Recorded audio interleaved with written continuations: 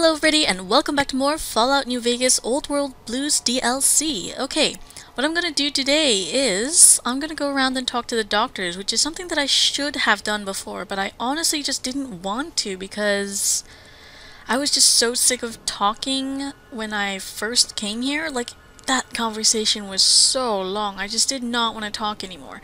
So now I'm going to... If you want. What? Okay. Now I'm going to actually talk to them. Breaking news! Talking lobotomite arrives in think tank. Its purpose, unknown. Undefinable. Its presence here, impossible. Your doctor's... Oh, correct? Oh? Oh, yes. I'm not going to bother correcting you. At least you got the doctor part correct. Dr. Zero? I can be grateful for that, at least. Stop the presses! Just in from my eye monitors. Is that Rob Kotek on your arm? It is! What's your agenda bringing that in here? Wait, these are quests? Wait, what, my Pip-Boy? How dare you bring Rob Kotek in here? What are you showing off? How great Robert House and his big company are? Oh, we can make Securitrons better than any robot those geniuses at Big Mountain can make, and they'll last 1,000 years. You're lucky I don't have hands to tear that dip boy off your arm, or feet to stomp on its stupid metal guts. Ugh. Damn Robco. Well, you don't need to worry about Mr. House anymore. Worry about House? Why would I do that? Hope he died alone in a dingy room, streaming his last remaining bodily fluids into jars. And him and his dirty girdle bots. Don't even get me started on those filthy biological catcher's mitts. Oh my. Calm down, I just wanted to ask some questions. Fine. Ask. So, what do you do here exactly? All things robotical. You see a robot? I made it. See a broken robot? I made it that way. Deconstructed it down to parts. I've a gift with machines. I can render anything inoperable. Preserve them in a non-functioning state. That doesn't sound impressive. Breaking machines, that is. Who asked you? You just wait until a working machine threatens you, and you'll wish I was around. But I'm kind of an expert at breaking machines, too. Alright, do you have another name? Yeah, I do. It wasn't always O. I just took that one by default because sometimes it's easier to accept the mistake as long as the purpose works. I don't want to get into it. It's a sore topic with me. Makes my gel ripple. Are you sure? I'm a good listener. Got the ears for it. Great. Psychology. Clearly the worst of the sciences, right after colostodiuretics. Okay, so my name is an O. Never was. It was circular, a single character, digit, but not O. But even with enhanced sensors, no one here could get it right. Always kept seeing the letter, not the number. So, they kept confusing the letter with a number. Your name is Dr. Zero? Dr. Zero? Yes, thank you. Zero. I am Zero. How hard is that? A narrow, thin zero. Alright, so do you want me to call you Zero, or...? Zero's my name. I'm proud of it, alright? It doesn't get the recognition it deserves. Truth be told, my emotional attachment to it doesn't even register compared to just having people recognize the difference. It's just that they're both sort of round and hollow, so when they monitor scan them, they assume that, oh, it's O. Vivisect me, please. No, come on. Alright, I had other questions. Fine. Ask. I already did his name, so... Tell me about Mobius and these monsters of his. That genius Mobius somehow cobbled together these really impressive-looking robot scorpions with spare parts. Even painted them. Tried to see what makes them tick. Can't even examine them without them detonating all over me. Left with shrapnel and burns. Every time. Supposedly, he has even larger models, even a giant robot scorpion hidden deep within the Forbidden Zone. Yeah, right. Giant monsters, sure. A giant robot scorpion? Yeah, crazy, right? Something right out of a midnight science fiction feature. Ridiculous. What are the odds? Well, alright, can you tell me about this facility? Big Mountain used to be a mountain. Then there was a slight mishap. Now it's a crater. The dome used to be buried, now it's exposed to the sky. Don't get me wrong. Makes the sky light up like a planetarium at night. All those spectra. So soothing. Why is this still highlighted? Do I have something more I can do here? What about it? I don't feel like arguing it with you too. Oh, okay. It's in case I come back with better intelligence. Alright. I need more of those worthless caps to test the CIU barter function upstairs. I'd have a few left. Let me check. Yeah, there were a few under the monitors here. Here you go. Keeps the place tidy. Thank you. Alright, I think we've spoken long enough. Until our next scheduled audio transmission and reception, then. Yeah. Sure. Alright, what was that quest about talking to Dr... Speak to Dr. 8 if you can. Say hello to Dr. Boris carefully. Introduce yourself to Dr. Dalla. Talk to Dr. Klein despite your lack of earmuffs.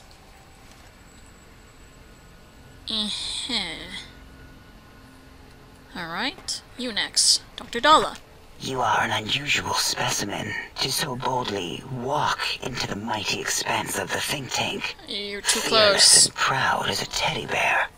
Between the extraction of their higher reasoning abilities and urination-inducing fear, most lobotomites dare not approach us, let alone speak to us. Yet you have no such fear. Facing me, epidermis flushed with blood, plasma running molten beneath, your face contorting with muscular expression. Will you indulge me? Say a few words. Face towards the monitors, please, so that I might record it for further examination.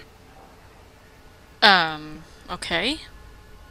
The quick scribe jumped over the lazy paladin? Yes, go on. Seeing your lips and mouth forming words, both revolting and somehow... How does it feel to have the flesh roll around in your mouth like that? To control each muscle and the tongue, like having a fish or extremely dexterous slug lolling and flopping in one's mouthal cavity. That reminds me of a YouTube video I saw of someone who got cancer on his nose and, like, got half of his face taken off. And when he took away his bandage, you could actually look inside his mouth, and they had to take out the roof of his mouth, so now you can see his tongue, like, flopping about, because it doesn't have a mouth roof to stop it. It's kind of fascinating, I guess? Anyways, who are you and what do you do here? Why, my little bear of teddiness. I am Dr. Dalla, first head chief researcher of mineralogy and medicinal sciences. I have 211 doctorates in both applied sciences and techniques to apply those sciences. I also possess a degree in curiosity and advanced curiosity. That is merely schooling, however. When possible, I prefer fieldwork and observation to holotape eidetics. It has proven useful, especially now. I have become the expert on humanology and lobotomite behavior here at Big Mountain. My research doesn't descend into formography. It is only science. What's formography? It's excessive examination of the human form to achieve psychological arousal. Disgusting. I would never succumb to such base appetites. Distractions. Filthy, filthy distractions. Okay. So 211 doctorates? How is that even possible? Why, we create not only scientific marvels here at Big Mountain, but new sciences as well. Everything can be quantified, categorized, and dissected until every group can be subgrouped or partitioned. Alright. First head chief researcher. Lots of titles you have there. What is a name without a title or suffix for the sake of hierarchy? It is a long-standing quantification of personality and importance. We could not do without it.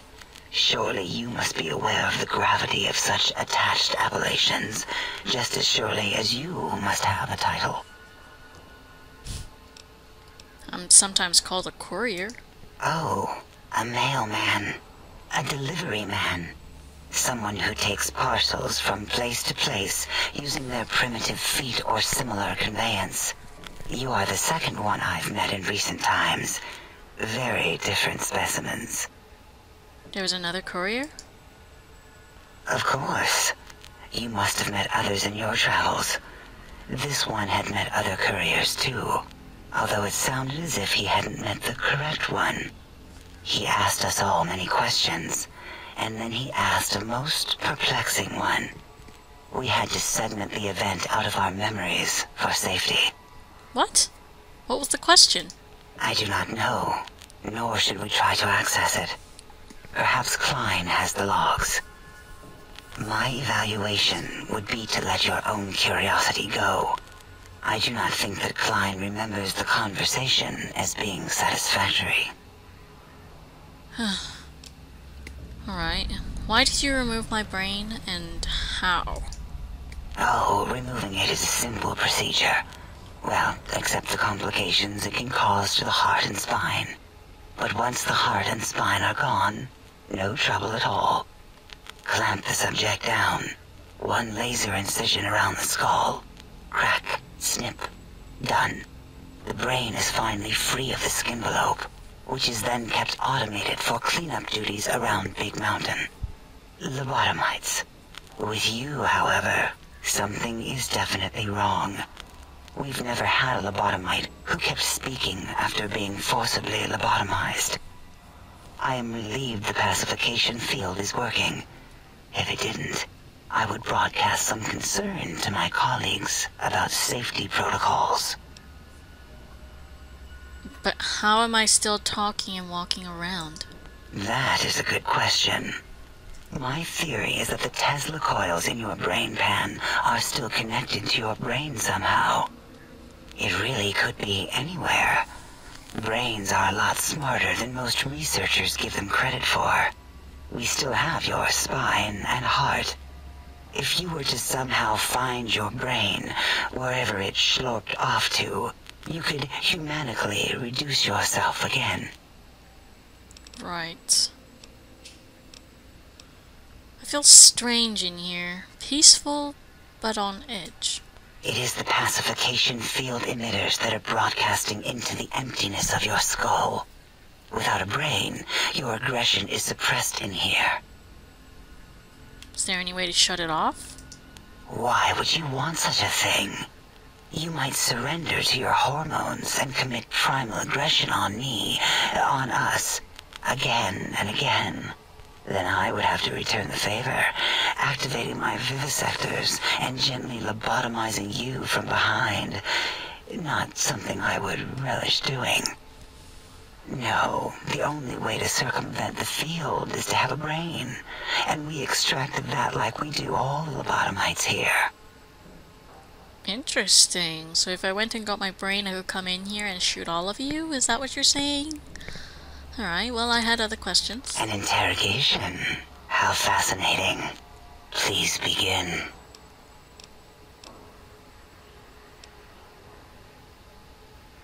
Alright, well, can you tell me about Dr. Mobius? Dr. Mobius. A monstrous brain creased with wrinkles of 1,000 evils, with but one jaundiced eye with which to perceive the world. Exiled from the think tank for crimes too heinous to remain in recorded memory, and perhaps differences in research methodology. His one terrible eye forever peers at us, an eye of ever-increasing magnification. He watches from his dome in the Forbidden Zone, spying on us all. Uh-huh. Alright, well, I don't understand how the tech Klein wants will help. It'll all become clear. If not, at least we will have the technology here at the dome, where all technology belongs. When we have all the technology, all the answers, we can share it with the world, piece by piece. All will be in order, and all will be like Big Mountain. Alright, can you tell me about the Big Empty? The Big Empty? Now that's not a proper title for this research facility. You sound like previous test subjects that came here. This mountain, now crater, encompasses the sum total of knowledge of humankind. It is Big Mountain, where all questions can be answered. You'll see. No matter what your questions, Big Mountain will provide the answers, as it has done for so many before you. Previous test subjects? Oh yes, we've had other subjects visit. It's why we had to calibrate the pacification field and warm up our brainial beams and vivisectors. Only a short time ago, we had 3-1 subjects arrive, and they ruined several experiments, and even injured 2 of our staff. It is a shame their brains left with them. With you, however, we have taken precautions to ensure that problem won't repeat itself. We've conditioned you so you can't speak of this place, discuss our secrets, or attempt to use force against us in any way. Isn't that nice? Oh, lovely. Why did you say 3-1 subjects before? Because 3-1 is 2. 2 spoke to us, one after the other. One mean, one curious. But there was a third we didn't speak to. The last one is the -1. It got traumatized, then taken to one of our medical centers for de-traumatization. A rather unsettling procedure. What happened with the visitors? Ask Dr. O. And you could have asked 8 once, until he was severely damaged in the attack. We like him better this way. Uh-huh. Alright. I don't think I've had other questions. Yeah. And okay, Dr. O.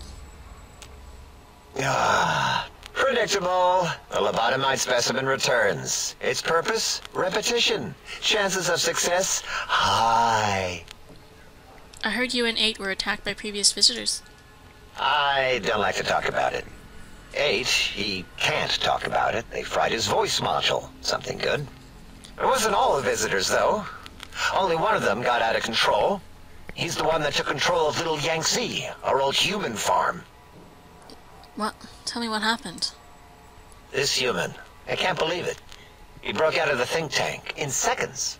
Then he went for Yangtze, got bomb collars, and started practicing on the subjects that were still there until he got the right frequency. We were sending robots to stop him, and he was slicing and cutting through their shells with some souped-up laser gun like they were cheese paper. When he hacked into the mainframe, A tried to stop him and got fried. Me? He rerouted my processors to take control of the train network here. If you see the tunnels with the trains plowed into them, you can thank our visitor for that. He wrecked the whole place. While we were trying to keep containment on the surface, turns out he used one train to punch out a tunnel and escape. Sealed now, but Who are the others? 2 other human specimens. One arrived not long after the troublemaker, and the last one, not sure when he showed up. Thought the first one was going to be lobotomized in Y-17. She got out somehow. The last subject, Klein might know more. He talked to him, then let him leave the think tank. Hope he knew what he was doing. Why's that? Klein knows things we don't. And I think he told some of those things to the last visitor. Dangerous things if they ever got out. Uh-huh. Alright. So what did my quest update to exactly?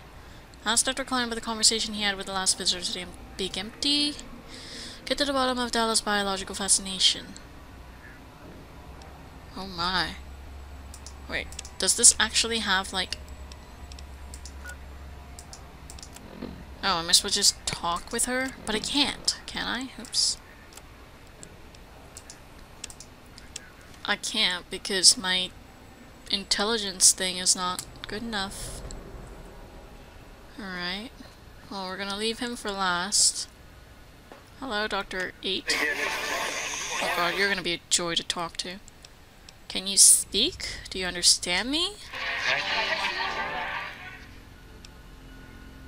Your voice module got damaged, I heard, in an attack.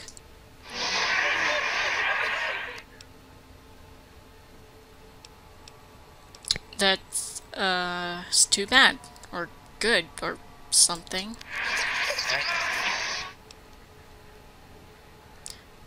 I'm pretty sure you can understand me, and I want some answers. Your damaged voice module, can you tell me about the attack? No idea what the fuck you're saying. Not sure what you meant. Alright, who are you? This is so stupid. Good to meet you, circle, or double circle, a dash, whoever.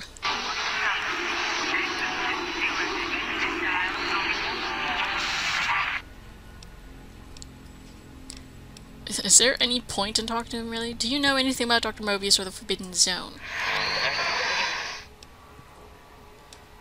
Alright, just calm down. Didn't mean to alarm you. Can you tell me about these technologies client wants? You sound agitated. Or you're percolating. Or something.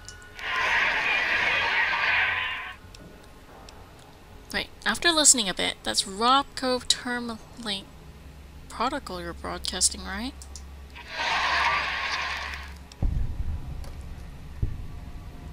Well, I've hacked enough Robco terminals to know.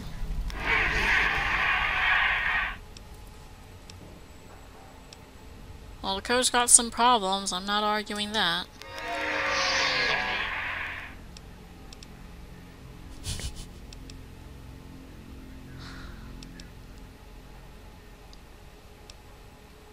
I agree, if someone would take the time, you're more than just sound effects in a tank.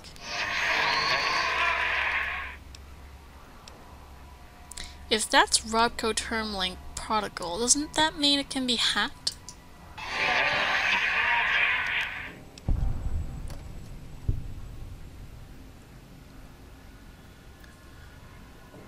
Uh-oh. Uh-oh, what do I do?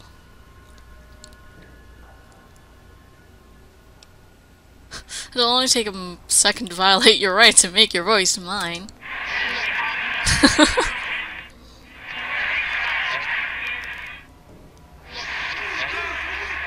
What the fuck are you saying?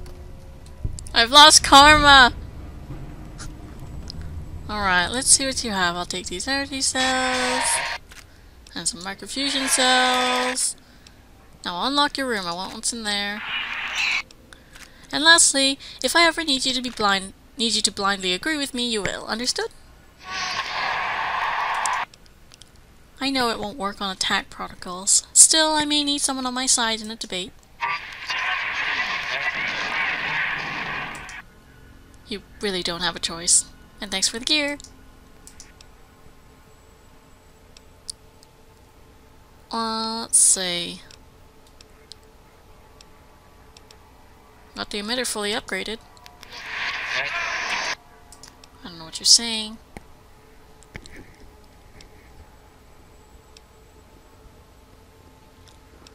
I'm happy too. Can't let this thing gather dust. Are you okay? You look really happy. You should be proud. It's a nice device. Oh hey, thanks. Don't want it to run out, you're right. About when I first arrived, tell me you didn't sonjaculate into my sonic emitter.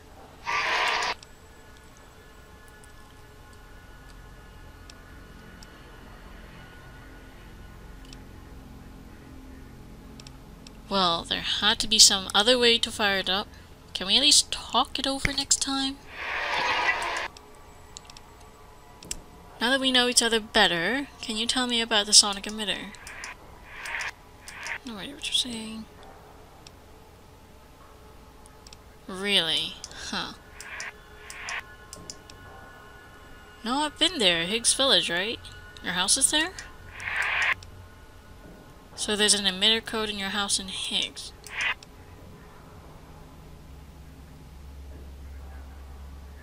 I may have already picked up both. I grab almost anything that's not nailed down. I'll be going now. Well, that was interesting. What did it mean by open up his room? Like unlock his room? Because the rooms up there are weren't locked, I don't think. Okay. Well, okay. The reason I did the whole hijack thing was I didn't want to... What I actually wanted to do was help him out. Because if it's Robco terminal protocol, whatever, termlink protocol language, whatever, then I thought there would be a way for my character to hack into it and then give him a new voice, so to speak. Like, I thought my character would be able to return his voice to him by, I don't know, messing with the protocol thing. But the other option was leaving his protocol shit alone. So what I wanted to do was mess around with his protocol and potentially get him his voice back, but that's not what happened at all. What happened was not what I expected at all.